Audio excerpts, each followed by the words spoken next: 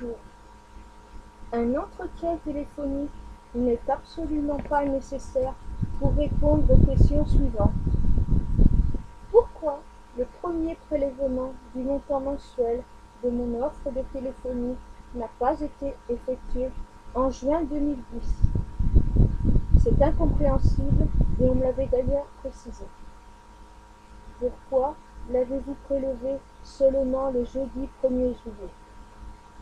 Pourquoi le montant mensuel de mon offre de téléphonie a été prélevé 2 fois en juillet 2010, jeudi 1er juillet et vendredi 30 juillet, en janvier 2014, vendredi 3 et mercredi 29, en mars 2014, mardi 4 et lundi 31, en mai 2014, samedi 3 et vendredi 30, en juillet 2014, mercredi 2 et mercredi 30, en octobre 2014, mercredi 1er octobre et mercredi 29, en janvier 2015, vendredi 2 et jeudi 29, en mars 2015, mardi 3 et mardi 31, en juillet 2015, mercredi 1er juillet et mercredi 29 juillet, en décembre 2015, mardi 1er décembre et jeudi 31 décembre, et en mars 2016, mercredi 2 mars 2016 et jeudi 31 mars 2016. Envoyez-vous une demande de prélèvement Envoyez-vous une demande de prélèvement à mon établissement bancaire tous les mois? Pourquoi avez-vous fait abstraction de la baisse de 3 € du montant mensuel de mon offre de téléphonie? 11,99 € en janvier 2015 au lieu de 14,99 € en décembre 2014, suite à l'appel du 13 janvier 2015 au service clientèle. Dans votre lettre du mardi 10 novembre 2015, postée de Rouen le vendredi 13 novembre 2015, pourquoi ne précisez-vous pas dans votre lettre postée de Rouen le vendredi 13 novembre 2015 que le montant de mon offre de téléphonie avait changé en 2014, prélèvement du 1er octobre s'élevant à 14,99 € et prélèvement du vendredi 29 août s'élevant à 14,90 €. Pourquoi ne confirmez-vous pas mes appels au service client dans votre lettre postée de Rouen le vendredi 13 novembre 2015? Pourquoi ce qui était indiqué dans la lettre du directeur de la relation client en juin 2014 n'a pas été effectué à la date prévue? Pourquoi m'avez-vous attribué 500 MO d'internet en 2014 sans que j'en eusse fait la demande? Pourquoi ne pouvais-je pas faire précéder le numéro de mon correspondant par le préfixe dièse 31 dièse en avril 2013? J'appuyais en vain sur la touche et j'ai dû renoncer à ce préfixe pour que la communication aboutisse. J'avais demandé le 13 janvier 2015 à la conseillère de clientèle pourquoi j'avais reçu un appel inconnu le 14 janvier 2014 alors que mon correspondant n'avait pas masqué son numéro. De suite, elle m'a demandé ce que j'entendais par là et j'ai abordé l'appel incognito temporaire. Dans la foulée, elle m'a demandé si je voulais que mon forfait baisse. J'ai été surprise de sa proposition puisque ce n'était pas le but de mon appel.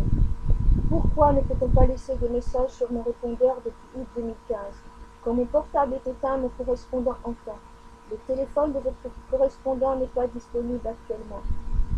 Veuillez rappeler ultérieurement. Pourquoi n'avez-vous toujours pas remédié à ce problème? Comment pouvez-vous affirmer dans votre lettre du mardi 10 novembre 2015 postée de Rouen le vendredi 13 novembre 2015 qu'après analyse, aucune anomalie n'a été détectée sur ma ligne mobile 06 67 70 85 13?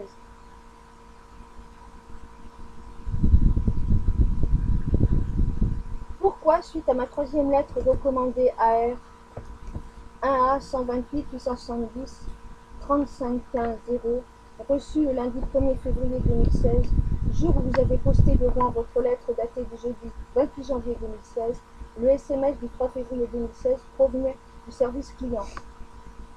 Les collaborateurs se sont moqués de moi lors de mes appels. Voir lettre recommandée AR 1A 118 074 1479 D. Pourquoi, lorsque mon compagnon compose les 10 chiffres de mon numéro, l'appel que je reçois commence par +33 et non 06?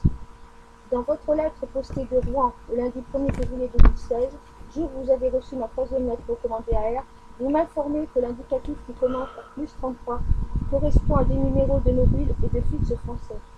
Je vous signale que je le savais. Vous n'avez donc pas répondu à ma question dans la lettre du jeudi 28 janvier 2016 postée de Rouen lundi 1er février 2016, qui était la suivante. Pourquoi, lorsqu'un appel ne provient pas d'étranger, le numéro commence par +33? C'est la raison pour laquelle j'ai formulé la question différemment dans la quatrième lettre recommandée AR 1A 128 870 35 18 1 reçu le 3 mai 2016.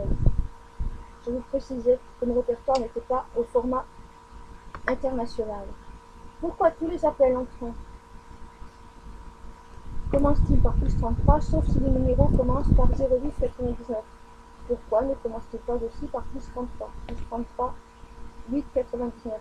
Pourquoi ai-je reçu un appel d'un numéro commençant même par +33, suivi des 10 chiffres de ce numéro? Il y avait le premier zéro. Pourquoi les SMS que je reçois commencent par +33 alors que mon correspondant a composé les 10 chiffres de mon numéro? Puisque je reçois les accusés de réception de mon correspondant avec les 10 chiffres de son numéro. Et puisque quand mon correspondant ne laisse pas de message, le SMS comporte les 10 chiffres de son numéro. Pourquoi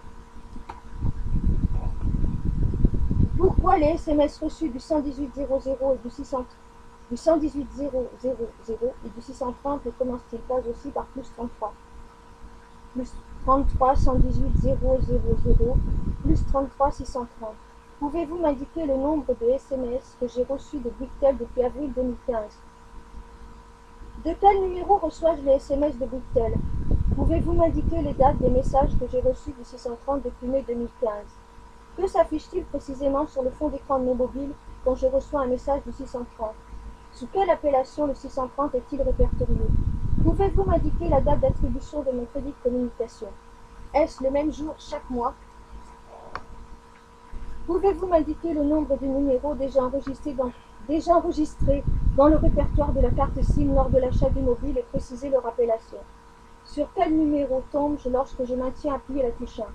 Pouvez-vous m'expliquer pourquoi j'ai reçu 2 messages du 680 le jeudi 10 novembre 2016? Pourquoi n'avais-je pas pu obtenir la connexion notamment avec le numéro suivant 06 53 31 13 00 06 53 30 80 88 00 06 53 30 88 00 06 35 01 24 27 06 35 03 24 27 06 35 08 24 27 06 35 09 24 27. Pourquoi le numéro du service consommateur n'est-il pas le même dans votre lettre du mercredi 11 janvier 2017 postée le vendredi 13 janvier 2017 01 39 26 76 33 que dans votre lettre du mardi 10 novembre 2015 postée de Rouen le vendredi 13 novembre 2015 09 81 660 660. Pourquoi suis-je toujours sur écoute illégale? Pouvez-vous m'indiquer de quel numéro ai-je reçu le message du 10 janvier 2017? Pouvez-vous m'indiquer la date de mon contrat? Pouvez-vous me préciser les détails de l'offre figurant sur mon contrat? Pouvez-vous énumérer les différentes modifications de mon forfait bloqué 128, date, montant? Le chiffre 138 correspondrait-il à un forfait Bouygues Télécom? J'ai presque terminé. Pourquoi dans le SMS du 10 janvier 2017 n'était-il pas mentionné votre forfait bloqué? Pourquoi dans le SMS du 10 janvier 2017 n'y avait-il aucune précision sur l'offre puisque celui du 20 octobre 2016 comportait tous les détails de l'offre? Exclu forfait bloqué, pour vous le forfait BNU 24 sur 24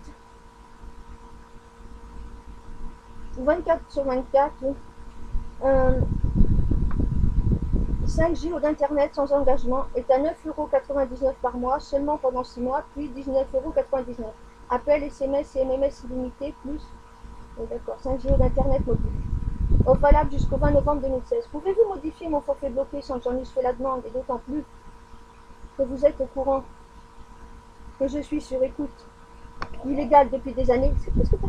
Le 2020 est-il toujours activé? Avez-vous apporté des modifications sur mon forfait bloqué? Si modifications, lesquelles? Quand et pourquoi? Pourquoi fait-on de nouveau laisser des messages sur le répondeur de mon mobile alors qu'aucun technicien n'est intervenu? Pourquoi le dernier prélèvement du montant mensuel de mon offre de téléphonie s'élevait-il à 18,20 €? De quel numéro aurais-je reçu vos appels? Pourquoi l'appel du service clientèle du 7 octobre 2014 était-il masqué? Pourquoi l'échéancier n'est-il pas respecté?